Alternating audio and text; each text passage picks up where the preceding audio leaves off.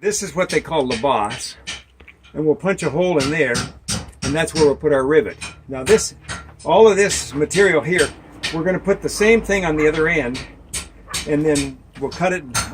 Normally you would mark the middle when you started, cut it in half and then draw them out, and you'd have two equally length reins. Drawing this down from right here, it's about probably 5/8 of an inch. You'll draw that down to probably, so here you can kind of get an idea of what we're going to end up with. There's a set of tongs. This is this portion, so you can see this will be drawn out for the reins, what they call the reins, and this portion up here is set to make the jaws. So this whole thing will be, and this is what you need to do on yours, is mark the center of it.